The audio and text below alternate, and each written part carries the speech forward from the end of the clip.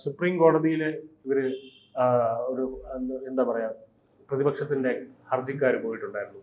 അതായത് അതായത് ഈ നമ്മുടെ സ്പെഷ്യൽ ഇന്റൻസീവ് റിവിഷൻ നടക്കുന്നുണ്ടല്ലോ ബീഹാറിലെ വോട്ടർ പട്ടിക പുനഃക്രമീകരണം അല്ലെ, അതിനെ ചോദ്യം ചെയ്തുകൊണ്ട്, അതായത് അതിനകത്ത് പറയുന്നത് അതിൽ ഈ ആധാറും ID കാർഡും ഒഴികെ മറ്റ് രേഖകൾ ഇലക്ഷൻ കമ്മീഷൻ അന്വേഷിക്കാനുള്ള അവകാശമില്ല, പൗരത്വം ചോദ്യം ചെയ്യാനുള്ള അവകാശം ഇല്ല എന്നുള്ള രീതിയിലാണ് ഇവർ ചോദിച്ചത്. അപ്പം സുപ്രീം കോടതി അതിന് എന്താ പറയുക പറഞ്ഞിട്ടുണ്ട്, അത് നിങ്ങൾ തെളിവുകളുമായിട്ട് കൊണ്ടുവരികയാണെന്നുണ്ടെങ്കിൽ, അതായത് ക്രമക്കേടുണ്ടെന്ന് തെളിവുകളുമായിട്ട് നിയമവിരുദ്ധമാണ് ഇത്, ഈ ഇന്റൻസീവ് റിവിഷൻ നിയമവിരുദ്ധമാണെന്ന് തെളിയിക്കപ്പെട്ടാൽ അത് സെപ്റ്റംബർ വരെ മാറ്റിവെക്കാമെന്നും സുപ്രീം കോടതി പറഞ്ഞിട്ടുണ്ട്. പക്ഷെ ഇതിന് ഹർജിക്കാർക്ക് അതിന് കഴിഞ്ഞിട്ടില്ല.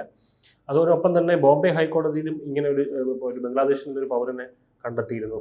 അതായത് 10 വർഷമായിട്ട് അയാൾ ഈ പറയുന്ന ഈ കള്ള വോട്ടർ ID-യും ആധാറും ഒക്കെ കൊണ്ടായിരുന്നു ഇവിടെ ജീവിച്ചിരുന്നത്. അപ്പം ബോംബെ ഹൈക്കോടതി ചൂണ്ടിക്കേട്ടത് ആധാറും വോട്ടർ ID-യും ഉള്ളതുകൊണ്ട് മാത്രം ഇന്ത്യൻ പൗരനാകില്ല. ഇന്ത്യൻ പൗരനില്ലാത്ത ഒരാൾക്ക് ഇവിടെ വോട്ട് ചെയ്യാൻ പറ്റില്ലല്ലോ.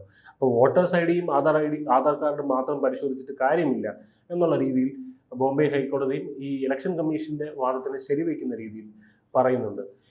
അപ്പോൾ എൻ്റെ ഒരു ചോദ്യം എന്ന് പറഞ്ഞാൽ, വോട്ട് ചോറി നടക്കുന്നു അതായത് ഇന്ത്യക്ക് അകത്ത് കിടക്കുന്ന ഇന്ത്യക്ക് അകത്തുള്ള മറ്റ് സംസ്ഥാനങ്ങളിൽ നിന്ന് ആളെ കൊണ്ടുവന്ന് താമസിപ്പിക്കുന്നു എന്നൊക്കെയല്ലേ അവർ പറയുന്നത്, വോട്ട് കൂട്ടാൻ വേണ്ടി അന്യ സംസ്ഥാന തൊഴിലാളികളെ കൊണ്ട് ഇവിടെ കൊണ്ടുവന്ന് വീടെടുത്ത് അനധികൃതമായിട്ട് താമസിച്ച് വോട്ട് ചെയ്യിപ്പിക്കുന്നു. പക്ഷേ ഇതേ ആൾക്കാർ തന്നെ ബംഗ്ലാദേശിൽ നിന്നും മ്യാൻമറിൽ നിന്നൊക്കെ കുടിയേറി പാർത്ത്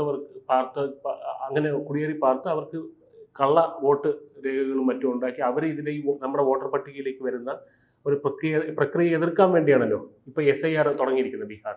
ഇതിനെ ഇവർ എതിർക്കുന്നത് എന്തിനാണ്? ഇത് രണ്ടും പരസ്പര വിരുദ്ധമായിട്ട് തോന്നുന്നു. ഇവിടെ ഉന്നയിക്കപ്പെട്ട പ്രധാനപ്പെട്ട പ്രശ്നം എന്ന് പറയുന്നത്, ഈ കോടതി, ബോംബെ ഹൈക്കോടതിയും സുപ്രീം കോടതിയും ഒരേ നിരീക്ഷണമാണ് നടത്തിയിരിക്കുന്നത്. ആധാർ കാർഡ് എന്ന് പറയുന്നത്, പിന്നെ തിരിച്ചറിയൽ കാർഡ് എന്ന് പറയുന്നത് മാത്രം ഈ വോട്ട് ചെയ്യുന്നതിനുള്ള ഒരു വോട്ടർ പട്ടികയിൽ ഉൾപ്പെടുന്നതിനുള്ള ഒരു കാരണമാകുന്നില്ല. അത് താമസ സ്ഥലത്തെ സംബന്ധിക്കുന്ന രേഖ മാത്രമായിട്ടാണ് പറയുന്നത്. പക്ഷേ അതേ അവസരത്തിൽ ആധാർ പല കാര്യങ്ങളുമായിട്ട് ലിങ്ക് ചെയ്യപ്പെടുന്നുണ്ട്. എന്തായാലും വോട്ടർ പട്ടിക പരിഷ്കരണം എന്ന് പറയുന്നത് അത്യാവശ്യമായ ഒരു കാര്യമാണെന്ന് അതിനകത്ത് നമുക്ക് നിഷ്പക്ഷമായി ചിന്തിച്ചാൽ നമുക്ക് കൃത്യമായി ബോധ്യപ്പെടുന്ന കാര്യമാണ്. അനധികൃത കുടിയേറ്റക്കാരുണ്ട് എന്നുള്ളത് ഒരു വസ്തുതയാണ്.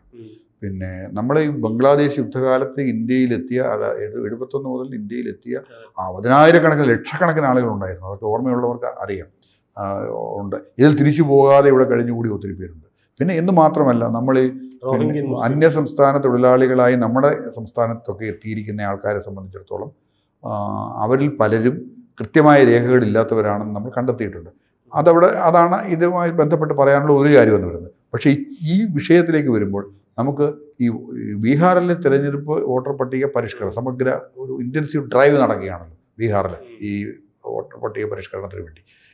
അതിന് തിരഞ്ഞെടുപ്പ് കമ്മീഷന് അധികാരമില്ലെന്നൊരു വാദം ഉന്നയിച്ചാൽ അതെങ്ങനെയാണ് ശരിയാകുന്നത്? ജനസംഖ്യാ മാറ്റം അല്ലെന്നുണ്ടെങ്കിൽ പിന്നെ ഈ കൃത്യത കുറവ്, ആളുകളുടെ വലിയ കുടിയേറ്റം, ചേരി പ്രദേശങ്ങളിൽ നിന്നുമൊക്കെ അല്ലെങ്കിൽ ഗ്രാമങ്ങളിൽ നിന്നുമൊക്കെ നഗരങ്ങളിലേക്കുള്ള വലിയ കുടിയേറ്റം, ഇതൊക്കെ പുത്തൻ ലോകമുണ്ടായതോടുകൂടി അല്ലെങ്കിൽ നഗരവൽക്കരണം എന്നൊക്കെ പറയുന്നത് വല്ലാതെ നടന്നുകൊണ്ടിരിക്കുന്നു. ഈ പല സ്ഥലങ്ങളിലും ഈ ഗ്രാമങ്ങളിൽ നിന്ന് ഒത്തിരി പേര് കുടിയേറി നഗരങ്ങളിലേക്ക് വരുന്നു. ഇങ്ങനെയൊക്കെ വരുമ്പോൾ വോട്ടർ പട്ടികയുടെ പരിഷ്കരണം എന്ന് പറയുന്നത്, സമഗ്രമായ വോട്ടർ പട്ടിക പരിഷ്കരണം എന്ന് പറയുന്നത് ആവശ്യമുള്ള ഒരു കാര്യമാണ്. അതിനോട് അനുകൂലമായ നിലപാടാണ് സുപ്രീം കോടതി പ്രഖ്യാപിച്ചിരിക്കുന്നത്. പക്ഷേ ഇവർ ബീഹാറിൽ ഇപ്പോൾ 65 ലക്ഷം പേരെ വോട്ടേഴ്സ് ലിസ്റ്റിൽ നിന്ന് മാറ്റിയെന്നാണ് പറയുന്നത്. ഈ വോട്ടേഴ്സ് ലിസ്റ്റിൽ നിന്ന് മാറ്റിയെന്ന് പറഞ്ഞാൽ കൃത്യമായി ഈ രേഖകൾ തിരഞ്ഞെടുപ്പ് കമ്മീഷൻ നിർദ്ദേശിക്കുന്ന രേഖകൾ ഹാജരാക്കാനാണ് നിർദ്ദേശിച്ചിരിക്കുന്നത്. ഇവരെ ഒഴിവാക്കുക എന്ന് മാത്രമല്ലല്ലോ, രേഖകൾ അത് ആധാർ കാർഡും ഇതും വെച്ചുകൊണ്ട് ഇങ്ങനെ ചെയ്യുന്ന ഒരു സമ്പ്രദായം പാടില്ല എന്നാണ് പറയുന്നത്. തീർച്ചയായിട്ടും ഒരു സ്പെഷ്യൽ ഒരു പ്രത്യേക വോട്ടർ പട്ടിക പരിഷ്കരണം എല്ലായിടത്തും നടത്തിയാൽ ഈ പറഞ്ഞ പോലെ പ്രശ്നങ്ങൾ തന്നെ ഒത്തിരി ഒഴിവായി കിട്ടുമെന്ന് എനിക്ക് തോന്നുന്നു. ഉന്നയിക്കപ്പെടുന്ന പ്രശ്നങ്ങൾ തന്നെ ഒഴിവായി കിട്ടും. നമ്മുടെ നാട്ടിൽ തന്നെ ഇവിടെ തന്നെ ഒന്നിലേറെ സ്ഥലങ്ങളിൽ പേരുൾപ്പെട്ടിട്ടുള്ള ആൾക്കാരുണ്ട്. ഇതിപ്പോൾ ഏതെങ്കിലും ഒരു രാഷ്ട്രീയ കക്ഷിക്കെതിരായിട്ട് മാത്രം ഉന്നയിക്കപ്പെടേണ്ട ഒരു കാര്യമോ ഒന്നുമല്ല. ഇപ്പോൾ ഇവിടെ രാഹുൽ ഗാന്ധി കർണാടകത്തിൽ ഈ വിഷയം ഉന്നയിച്ചു ഒരു മണ്ഡലം എടുത്ത്. അദ്ദേഹം ഇനിയും പല മണ്ഡലങ്ങളും പരിശോധിക്കുമെന്ന് പറഞ്ഞാണല്ലോ ഇന്ത്യ സഖ്യം പ്രക്ഷോഭം നടന്നോട്ടെ. ഒരു ഇന്ത്യക്കാരന് ഇവിടെ വേണോ വോട്ട് ചെയ്തുകൂടെ?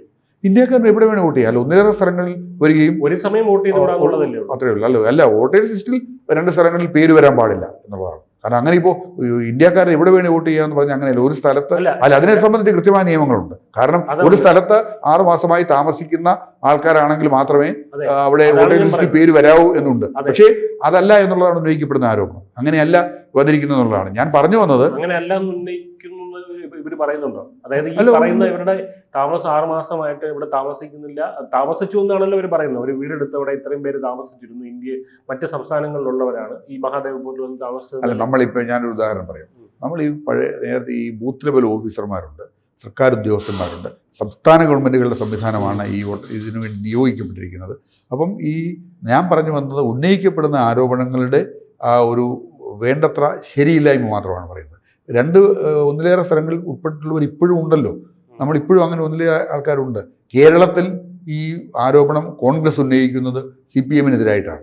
വളരെ ശക്തമായിട്ട് ഉന്നയിച്ചുകൊണ്ടിരിക്കുകയാണ് ഈ ആരോപണം. പല സ്ഥലങ്ങളിലും ഈ കൃത്യമായ നിരീക്ഷണം കൊണ്ടാണ് എന്ന് പറയുന്നു. ഏറ്റവും പ്രധാനപ്പെട്ട ഒരു ഇത് ഉന്നയിച്ചിരിക്കുന്ന അടൂർ പ്രകാശാണ്. അദ്ദേഹം ആറ്റിങ്ങൽ ലോക്സഭാ മണ്ഡലത്തിൽ കള്ളവോട്ടുകൾ വ്യാപകമായി മാറ്റാൻ കഴിഞ്ഞതുകൊണ്ടാണ് ചെറിയ ഭൂരിപക്ഷത്തിൽ തനിക്ക് ജയിക്കാൻ കഴിഞ്ഞത് എന്നാണ് അദ്ദേഹം പറയുന്നത്. ഇത് തന്നെയല്ല ഇടതുപക്ഷ സ്ഥാനാർത്ഥിയായിട്ട് സമ്പത്ത് ജയിച്ചത് കള്ളവോട്ട് കൊണ്ടാണെന്ന് അദ്ദേഹം പ്രഖ്യാപിക്കുകയും ചെയ്തു. ഞാൻ പറഞ്ഞത് ഇതൊരു ഏകപക്ഷീയമായ ഒരു സ്ഥലം. ഇപ്പോൾ രാഹുൽ ഗാന്ധി ഈ കാര്യം ഉന്നയിച്ച് അവിടെ പ്രക്ഷോഭം നടന്ന് ഇത് ഏറ്റെടുത്തു, രാജ്യവ്യാപകമാകുന്നു എന്ന് പറയുമ്പോൾ പോലും ഇതിനകത്ത് ഇങ്ങനെയൊക്കെയുള്ള വിഷയങ്ങളുണ്ട്. ബീഹാറിൽ നടക്കുന്ന ഒരു സമഗ്രമായ പരിഷ്കാരമാണല്ലോ ഇപ്പോൾ അടിസ്ഥാനപരമായി ഇത് ഉയർന്നു വരാൻ ഒരു കാരണമായി കാണുന്നത്, പ്രക്ഷോഭത്തിൻ്റെ ഒരു കാരണം എന്ന് പറയുന്നത്. അപ്പോൾ അതിനകത്ത് സുപ്രീം കോടതിയുടെ ഈ നിരീക്ഷണ സത്യത്തിൽ വളരെ പ്രധാനപ്പെട്ടതാണ്. കാരണം ഒരു കാരണവശാലും ഇതുകൊണ്ട് മാത്രം, ആധാർ കാർഡ് കൊണ്ട് മാത്രം അവരെ ഒരു പൗരനാകുന്നില്ല. പൗരത്വം എന്ന് പറയുന്നത് മറ്റൊരു ഘടകമാണ് എന്ന് പറയുന്നു. പൗരന്മാർക്ക് മാത്രമേ വോട്ട് ചെയ്യാൻ കഴിയുകയുള്ളൂ. പൗരത്വം തെളിയിക്കപ്പെടണം. അത് വളരെ കൃത്യമായിട്ടും ഈ ഒരു വസ്തുതകളുടെ അടിസ്ഥാനത്തിലാണ്. പിന്നെ തെരഞ്ഞെടുപ്പ് കമ്മീഷന് അധികാരമില്ല എന്ന് പറഞ്ഞാൽ അതെങ്ങനെയാണ് ശരിയാവുന്നത്? തെരഞ്ഞെടുപ്പ് കമ്മീഷനെ അതിന് അധികാരമില്ല ഈ പുതിയ ഇത്തരം ഒരു സംരംഭത്തിന്. അത് തെരഞ്ഞെടുപ്പ് കമ്മീഷന്റെ ജോലിയിൽ തന്നെ വരുന്നതല്ലേ. കൃത്യമായ ഒരു വോട്ടേഴ്സ് ലിസ്റ്റ് എന്ന് പറയുന്നത് സാറ് പറഞ്ഞ പോലെ പൗരന്മാർക്കല്ലേ വോട്ട് ചെയ്യാൻ പറ്റും. അത്രേ പറ്റും. ഇവർ ഈ പറയുന്ന സംസ്ഥാനങ്ങളിലുള്ളത് പൗരനാണോ ഇല്ലേ എന്നുള്ളത് അറിയാൻ പിന്നെ എന്താണ് ചെയ്യുന്നത്? അതിനാണല്ലോ ഒരു പൗരത്വ ബില്ല് തന്നെ ഈ രാജ്യത്ത് അവതരിപ്പിക്കപ്പെട്ടതിനാണ്. പൗരത്വ ബില്ല് അവതരിപ്പിച്ച് പാസ്സാക്കിയിരിക്കുകയാണല്ലോ രാജ്യത്ത്. അത് നിയമമായി കഴിഞ്ഞിരിക്കുകയാണ്. തുടങ്ങിക്കഴിഞ്ഞു. പൗരത്വം ആസാമിൽ തുടങ്ങി, പാർത്തവരെ കണ്ടെത്തി കഴിഞ്ഞു. ഇതിനകം തന്നെ ഈ ആസാമിലടക്കമുള്ളിടത്ത് കണ്ടെത്തി കഴിഞ്ഞവരുടെ ഒരു ലിസ്റ്റ് തന്നെ ഉണ്ട്. ഇതിലേക്ക് അത് വ്യാപകമായിട്ട് സംവിധാനം നടക്കാൻ പോവുകയാണ്. നമ്മൾ ഇതിന്റെ പ്രശ്നം എന്താണെന്ന് വെച്ച് കഴിഞ്ഞാൽ ബംഗാളിൽ കൃത്യമായും വോട്ട് ബാങ്കുകളായിട്ടൊരു വിഭാഗത്തെ നിലനിർത്തുകയാണ് കടന്നു വന്നവരെ എന്ന് പറയുന്നത്. ഞാൻ നേരത്തെ അതാ പറഞ്ഞത്. ബംഗ്ലാദേശിൽ നിന്നും അഭയാർത്ഥികളായി വന്ന് ആളുകൾ തന്നെ ഇവിടെ തുടരുന്നുണ്ട്. അവരുടെ ആളുകൾ അതിൻ്റെ മറവിൽ ഇങ്ങോട്ടേക്ക് അനധികൃതമായ കുടിയേറ്റം ഉണ്ട്. ബംഗ്ലാദേശിലെ പല വിധത്തിലുള്ള ബുദ്ധിമുട്ട് കൊണ്ടും ഉണ്ട്. അല്ല, അതിനെ എതിർക്കുന്നവർക്ക് ഇതിനെ ചോദ്യം ചെയ്യാൻ എന്ത് അവകാശമുള്ളത്? അതെ. അത് തന്നെയാണ് പ്രധാനപ്പെട്ട പ്രശ്നമെന്ന് പറയുന്നത്. നമ്മൾ ഈ പറഞ്ഞു വരുന്ന കാര്യം എന്ന് പറയുന്നത് അത് തന്നെയാണ്. എന്തായാലും ഒരു പരിഷ്കരണം നടക്കുന്നു എന്ന് പറയുന്നത് ഓരോ തെരഞ്ഞെടുപ്പിന് മുമ്പായിട്ട് കൃത്യമായി വോട്ടേഴ്സ് ലിസ്റ്റ് കൃത്യമാക്കുക എന്ന് പറയുന്നത് നടന്നാൽ തന്നെ തെരഞ്ഞെടുപ്പിന് ശേഷം മാസങ്ങൾക്ക് ശേഷം അല്ലെങ്കിൽ കുറേയേറെ നാളുകൾക്ക് ശേഷം ഉന്നയിക്കപ്പെടുകയും ഈ നീക്കം ചെയ്യപ്പെട്ട കാര്യങ്ങൾ 45 ദിവസത്തിനകം തെരഞ്ഞെടുപ്പ് കമ്മീഷൻ നീക്കം ചെയ്യപ്പെട്ടതൊക്കെ തിരിച്ചു കൊണ്ടുവരണമെന്ന് ആവശ്യപ്പെടുകയും പ്രക്ഷോഭങ്ങൾ ഒത്തിരി ഒഴിവാക്കാൻ കഴിയും. അതുകൊണ്ട് തെരഞ്ഞെടുപ്പ് പരിഷ്കരണത്തിൻ്റെ ഭാഗമായി തന്നെ വോട്ടേഴ്സ് ലിസ്റ്റ് സമഗ്രമാകട്ടെ, അത് പൂർണ്ണമാകട്ടെ, അത് ശരിയുമാകട്ടെ. അങ്ങനെ ആരെങ്കിലുമൊക്കെ ഉപയോഗിക്കുന്നുണ്ടെങ്കിൽ അതോ ഒരു ഭാഗത്തേക്ക് മാത്രം തിരിയാതെ കൃത്യമായ വോട്ടർ പട്ടിക രൂപപ്പെടട്ടെ, തെരഞ്ഞെടുപ്പ് പ്രക്രിയ കൂടുതൽ സുതാര്യമാവട്ടെ. അതുതന്നെയാണ് ആവശ്യം.